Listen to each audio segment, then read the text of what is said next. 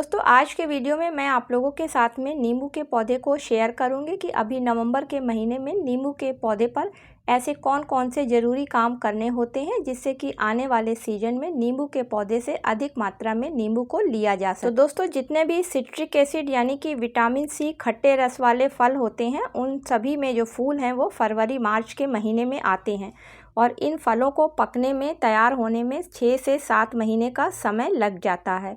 लेकिन नींबू एक ऐसा फल है जो साल में 2 बार फूल देता है। पहला फूल इसका आता है फरवरी मार्च में और दूसरा फूल इसका आता है सितंबर अक्टूबर के महीने में। और नींबू जो है 3 से 4 महीने में तोड़ने के लायक हो जाते हैं। लेकिन जो नींबू के सितंबर अक्टूबर में फूल आते हैं उससे जो फल बनते हैं वो उतने रसीले नहीं होते हैं, क्योंकि 15 नवंबर से और जनवरी के बीच में नींबू का पौधा डोरमेंसी पीरियड में चला जाता है, इसलिए वो फल पूरी तरीके से डेवलप नहीं हो पाते हैं। नमस्कार दोस्तों, मेरे यूट्यूब चैनल पर आप सभी लोगों का हार्दिक स्वागत है। तो दोस्तों आज के वीडियो में मैं आप लोगों को 5 ऐसे उपाय बताऊंगी जिसको कि अगर अभी नींबू के पौधे पर कर दिया जाता है तो आपका नींबू का पौधा जब डोरमेंसी पीरियड में जाएगा तो वो पूरी तरीके से सुरक्षित रहेगा। साथ ही जैसे ही डोरमेंसी पीरियड से बाहर निकलेगा तो फरवरी में उसमें फ्लावरिंग भी स्टार्ट हो जाएगी। तो चलिए देखते हैं कि ये कौन से ऐसे ज़रूरी काम हैं जिनको कि अभी नवंबर के महीने में या फिर दिसंबर के शुरुआत में करना काफ़ी ज़रूरी होता है।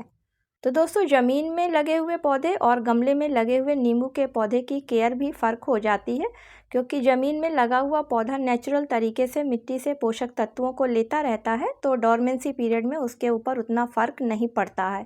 लेकिन वही पौधा अगर आपका गमले में लगा हुआ है तो काफ़ी ध्यान देना होता है, क्योंकि डोरमेंसी पीरियड में जाने पर पौधे को काफ़ी कुछ ज़रूरत होती है, क्योंकि वो उसका रेस्ट पीरियड होता है। तो सबसे पहले आप अपने पौधे पर जो भी बेकार डालियाँ हैं जो पौधे पर बोझ ना बने तो उनको हटा दीजिए, या जो पत्तियां पीली हो रही हैं उन सभी को पौधे पर से हटा दीजिए। इसके अलावा जिन पत्तियों पे किसी तरीके की बीमारी लगी है उसको भी तुरंत पौधे पर से हटा दीजिए, क्योंकि जितने भी सिट्रिक एसिड वाले पौधे होते हैं उनमें मेन जो डिजीज़ होती है वो क्रैकर डिजीज़ लगती है और ये एक बैक्टीरिया के द्वारा फैलती है। इसमें बैक्टीरिया पत्तियों को खाना शुरू करता है, जिसकी वजह से पत्तियों के साइज छोटे हो जाते हैं और पत्तियां मुड़ने लगती हैं, जिसकी वजह से फल और फूल खराब होकर सीजन आने पर नीचे गिरने लगते हैं। इसलिए अगर इसे अभी से पौधे पर से हटा दिया जाएगा तो पौधा हमारा ख़राब होने से बच जाएगा। तो आपके पौधे पर अगर इस तरीके की कोई डिजीज़ लगी है तो उन सभी डालियों को तुरंत डोरमेंसी पीरियड में जाने से पहले पौधे पर से हटा दीजिए। इसके अलावा दूसरी चीज़ जो ध्यान देने वाली है, तो दोस्तों जब काफ़ी ठंडक पड़ती है तो नींबू के पौधे पर अक्सर फंगस का अटैक हो जाता है, जिसकी वजह से पत्तियां नीचे गिरने लगती हैं और पौधा एकदम बेजान सा नज़र आने लगता है। कभी कभी जब बहुत कोहरा गिरता है तो पौधे की पत्तियों पर सफ़ेद जालानुमा सा बन जाता है, तो उससे पौधे को बचाने के लिए अभी से आप इसके ऊपर कोई अच्छा स्प्रे फंगीसाइड का करना शुरू कर दें। और जब काफ़ी ठंडक पड़ने लगे तो पौधे की मिट्टी में भी कोई अच्छी फंगीसाइड को मिला दें, जिससे कि नमी की वजह से पौधे की जड़ों में किसी तरीके की फंगस ना लगने पाए। तीसरा काम करना है नींबू के पौधे को डोरमेंसी पीरियड में जाने से पहले फर्टिलाइज़र देना।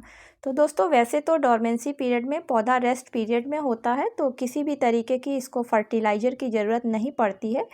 फिर भी डोरमेंसी पीरियड में जाने वाले पौधों को ऐसी फर्टिलाइज़र दी जाती है जिससे कि पौधे में मजबूती बनी रहे, तो उसके लिए सबसे ज़्यादा इनको फास्फोरस और कैल्शियम की ज़रूरत पड़ती है। तो दोस्तों अगर आप अपने नींबू के पौधे को बोन मिल देना चाहते हैं तो बोन मिल में फास्फोरस, कैल्शियम, प्रोटीन के साथ साथ कुछ मात्रा नाइट्रोजन की भी होती है। नाइट्रोजन 3% पाई जाती है, जबकि फास्फोरस इसमें 15 से 18% के बीच में होता है और कैल्शियम इसमें लगभग 12% के करीब होता है।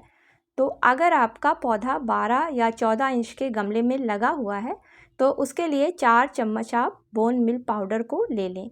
तो बोन मिल पाउडर के इस्तेमाल से पौधे का जो है रूट सिस्टम काफ़ी मजबूत होता है और डोरमेंसी पीरियड में इसकी रूट जब मजबूत रहेंगी तो पौधा अपने आप ही मजबूत बना रहेगा। तो देना किस तरीके से है, गमले की मिट्टी की गुड़ाई कर लें और जड़ों को छोड़कर गमले के चारों तरफ इसको डाल दें। लेकिन दोस्तों अगर आप बोन मिल का इस्तेमाल अपने पौधे में नहीं करते हैं तो उसकी जगह पर आप सिंगल सुपर फास्फेट का इस्तेमाल कर सकते हैं, क्योंकि इसमें भी फास्फोरस, सल्फ़र और कैल्शियम पाया जाता है और फास्फोरस इसमें 16% होता है, जबकि सल्फ़र इसमें 11% और अकेला कैल्शियम इसमें 21% पाया जाता है। और एसएसपी का इस्तेमाल पौधे में करने से पौधे में फंगस भी नहीं लगती है और जब फ्रूटिंग का समय आता है तो फ्रूट का साइज भी बड़ा होकर निकलता है। तो 2 चम्मच आप इसको 14 से 16 इंच के गमले में मिट्टी के चारों तरफ किनारे किनारे करके डाल दें और ऊपर से पानी डाल दें। 4 टिप्स के अंतर्गत आपको पौधे की मिट्टी में हमेशा ध्यान देना है कि किसी भी तरीके की फंगस या फिर मिट्टी में किसी भी तरीके के खरपतवार ना निकलने पाएँ। उसके लिए समय समय पर आप पौधे के गमले की मिट्टी को साफ़ करते रहें और पौधे को पूरी धूप वाली जगह पे रखें।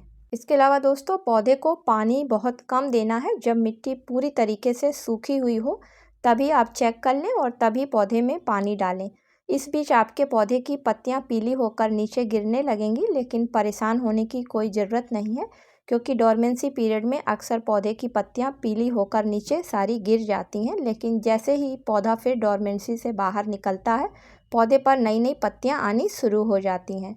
लेकिन अगर इस बीच इस पौधे को या किसी भी पौधे को पानी ज़्यादा मिल जाता है तो वो पौधा फिर से पत्तियों को निकालने लगता है और उसमें फिर जब फ्लावरिंग सीजन आता है तो पूरी तरीके से फ्लावरिंग नहीं होती है। तो दोस्तों, ये थे कुछ 5 ऐसे ज़रूरी काम जिनको कि नवंबर और दिसंबर के महीने में नींबू के पौधे पर ज़रूर कर लेना चाहिए।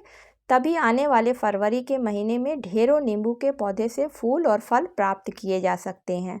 उम्मीद करती हूँ कि आज का वीडियो आप लोगों को पसंद आया होगा। दोस्तों, पसंद आया हो तो इसे लाइक और शेयर करिएगा। मिलती हूँ किसी अगले वीडियो में किसी नई जानकारी के साथ में। तब तक के लिए दोस्तों, हैप्पी गार्डनिंग।